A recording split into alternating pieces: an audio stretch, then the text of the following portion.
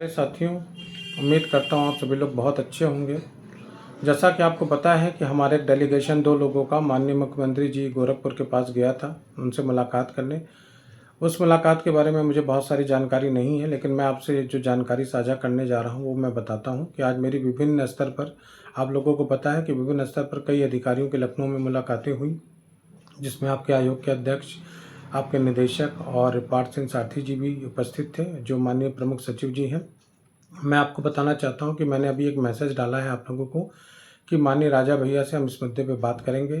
बिल्कुल वो मैसेज बिल्कुल सत्य है, लेकिन मैं आपको बताना चाहता हूँ कि हो सकता है ऐसी परिस्थितियाँ बन रही हैं कि हमें अब किसी नेता से या किसी भी व्यक्ति से शायद मुलाकात ना करना पड़े।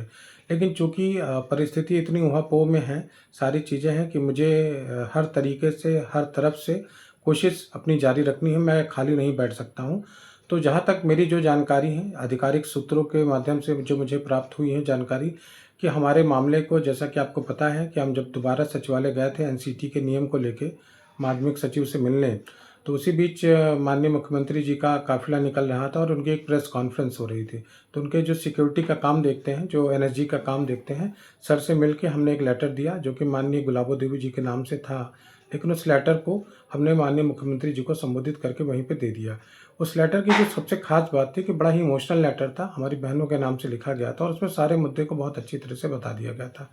कल की डेट में हमारे द्वारा क्या किया गया, सबसे बड़ी चीज़ कि मैंने सचिवालय फ़ोन किया और मुख्य सचिव के यहाँ पे, और मुख्य सचिव के यहाँ पे हमने एक ईमेल भेजा उनको और सारे मामले की जानकारी दी। और टेलीफ़ोनिक कन्वर्सेशन में भी जिन्होंने भी टेलीफ़ोन उठाया था मुख्य सचिव के ऑफ़िस से, उनको हमने सारी जानकारी दी कि हमने माध्यमिक विभाग से संपर्क कर लिया, हमने माननीय शिक्षा मंत्री जी से संपर्क कर लिया इस विषय में।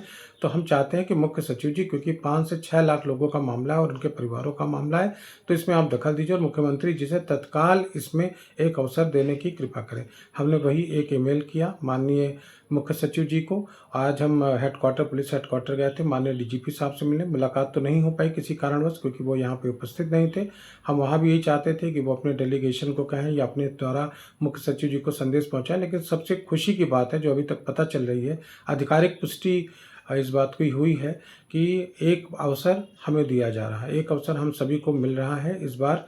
तो मैंने पहले भी कहा था, देखिए विज्ञापन तो आएगा पुरानी नियमावली से ही, और वो विज्ञापन आपके सामने बहुत जल्दी ही आएगा और पुरानी नियमावली से आएगा। सारे अधिकारियों का बहुत बहुत धन्यवाद जिन्होंने हमारा सपोर्ट किया सारी चीज़ें की। लेकिन फिर भी मैं खाली नहीं बैठूंगा जब तक कि नोटिफिकेशन हमारे हाथ में नहीं आता, क्योंकि अब मुझे किसी से विश्वास नहीं है, क्योंकि बहुत सारे आरोप प्रत्यारोप लग जाते हैं कि चीज़ें क्या हुई। और जब से वो ऑडियो वायरल हुआ है एक, तो उसकी भी मैं आपको जानकारी दे दूं कि मेरी जब सचिव महोदय से बात हुई तो उन्होंने उसकी पुष्टि ही नहीं की। उन्होंने कहा नहीं, ऐसा नहीं है, माननीय मंत्री जी थकी होती हैं, इस तरह की बातें होती हैं तो ऐसा कह देती हैं। आपकी फाइल पहुंचा दी गई है एसीएस के थ्रू, सारी कार्रवाई उस पर हो रही है, बहुत जल्दी आपको खुशखबरी मिलेगी।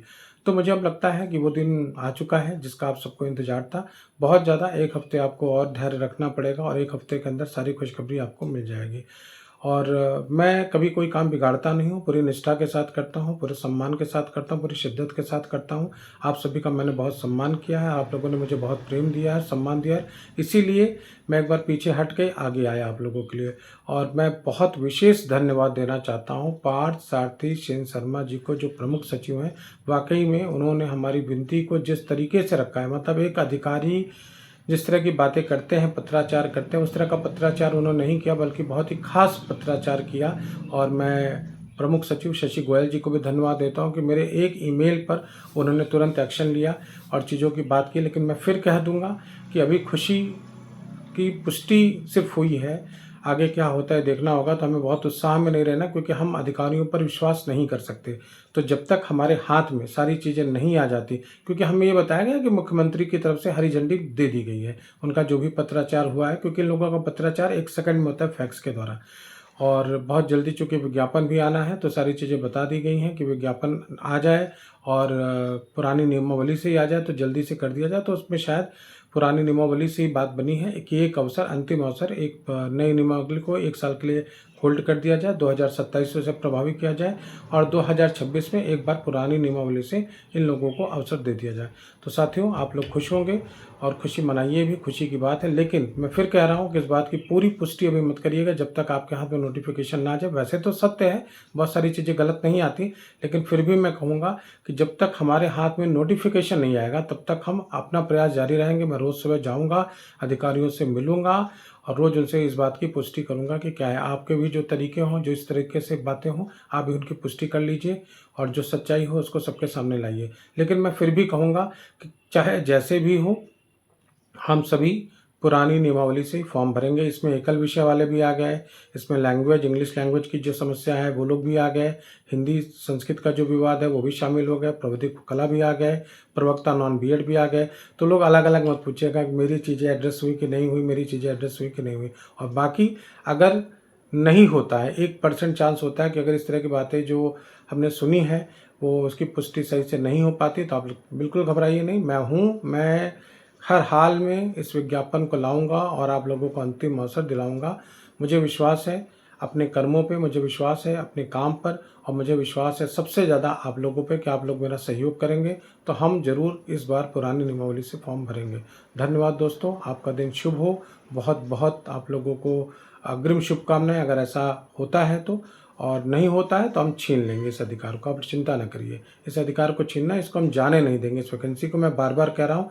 अब मुझसे ये मत कमेंट में पूछिएगा कि स्पष्ट बताइए, आप भी अपनी थोड़ी रीजनिंग लगा दिया करिए। बहुत सारी बातें होती हैं कि आधिकारिक रूप से जब पता चलती हैं तो वो कोई लिखित आश्वासन तुरंत नहीं मिलता है। तो थोड़ा सा समय रखिए, थोड़ा सा धैर्य रखिए। चीज़ें हो रही हैं, आपके हितों के मद्देनज़र ही हो रही हैं। तो प्लीज़ उत्साह को बनाए रखिए और थोड़ा धैर्य रखिए और मुझे भी थोड़ा सा जीने दीजिए, जीने और जीने दीजिए।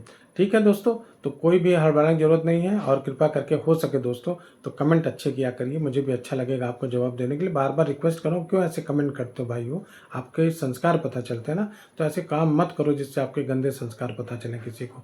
अच्छे कमेंट कीजिए, आपके साथ हूँ मैं। और मिलते हैं फिर एक नई अपडेट के साथ और कुछ अच्छे के साथ। धन्यवाद दोस्तों।